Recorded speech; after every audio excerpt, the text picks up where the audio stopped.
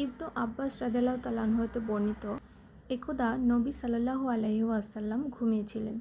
এমনকি তার নিঃশ্বাসের শব্দ হতে লাগলো। অতঃপর তিনি সালাত আদায় করলেন।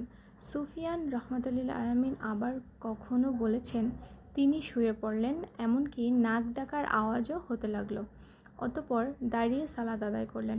অন্যত্র সূত্রে সুফিয়ান রহমাতুল্লিল আলামিন ইবনু আব্বাস রাদিয়াল্লাহু তাআলা আনহু হতে বর্ণনা করেন, তিনি বলেন, আমি এক রাতে আমার খালা মাইমুনাহ রহমাতুল্লিল আলামিন এর নিকট রাত কাটালাম। রাতে নবী সাল্লাল্লাহু আলাইহি ওয়াসাল্লাম ঘুম থেকে উঠলেন এবং রাতের কিছু অংশ চলে যাবার পর আল্লাহর রাসূল সাল্লাল্লাহু আলাইহি ওয়াসাল্লাম একটি ঝুলন্ত মশক হতে হালকা ধরনের ওযু করলেন।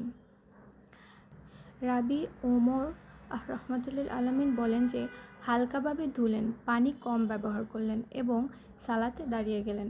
ইবনু আব্বাস রাদিয়াল্লাহু তাআলা আনহু বলেন, তখন তিনি যেভাবে ওযু করেছিলেন আমিও সেভাবে ওযু করলাম এবং এসে তার বায়ে দাঁড়িয়ে গেলাম।